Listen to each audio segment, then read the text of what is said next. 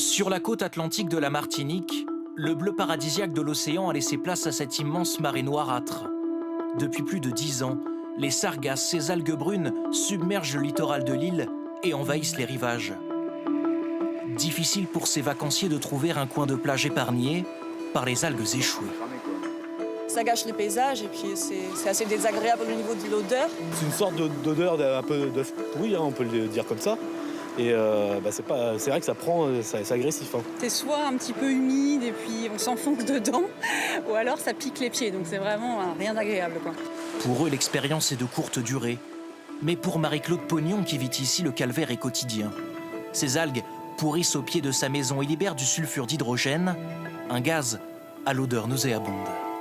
Ça vous prend à la gorge, ça vous pique les yeux, c'est incommodant, vous avez envie de vomir. Des émanations qui oxydent aussi, selon elle, ces appareils électroménagers, comme ce frigidaire acheté il y a 5 ans et qui ne fonctionne déjà plus. C'est rouillé, ça attaque le circuit, ça nous fait beaucoup d'argent à chaque fois, on ne peut pas avancer puisqu'il faut racheter tout l'électroménager. Donc ce qu'on a fait comme projet, c'est en suspens. Les sargasses prolifèrent aux Antilles en raison notamment du changement des courants marins et du réchauffement climatique. Un phénomène qui paralyse une partie de l'économie, touristique d'abord, l'un des principaux revenus de la Martinique. Alors que la saison bat son plein, cela fait 10 jours que les bateaux que loue Stéphane Labro n'ont pas pris le large. Les gens, en fait, je les fais partir du bout du ponton. Mais c'est pas possible puisque en fait, la moitié de la baie est remplie. Donc les bateaux, je ne peux pas les ramener au bord du ponton, les nettoyer, je ne peux pas démarrer les moteurs, je ne peux rien faire. Je suis complètement bloqué. Plusieurs milliers d'euros de pertes. Lui a bien tenté de protéger sa plage avec ses filets. Dérisoire. Son installation est prête à céder face au poids des sargasses. Je vais devoir fermer, hein, oui, c'est sûr. Si ça continue comme ça, avec le barrage, le grand barrage n'est pas réparé rapidement, je vais devoir fermer mon activité et repartir en métropole. Le grand barrage, le voici, au large. De grands filets flottants installés à plusieurs centaines de mètres des côtes par les autorités. Des communes qui tentent aussi régulièrement de ramasser les sargasses sur le littoral. Mais la tâche est immense. Des monticules d'algues qui ternissent le paysage et refroidissent les potentiels futurs propriétaires. Exemple avec cette maison à 100 mètres des côtes que cet agent immobilier essaye de vendre depuis 1 an.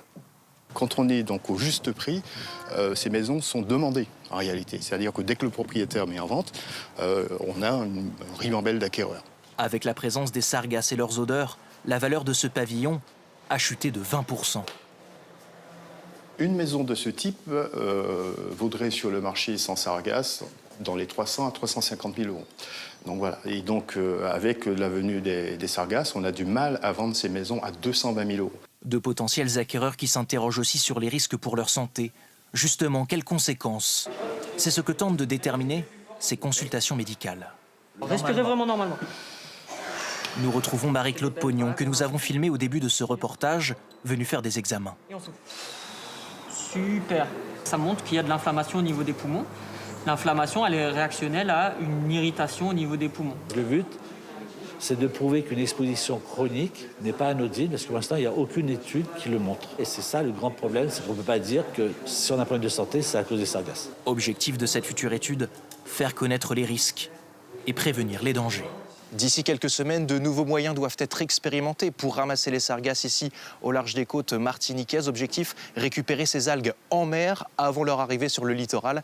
Et il y a urgence, selon plusieurs études, leur échouement sur les côtes pourrait être encore plus massif ici cette année aux Antilles.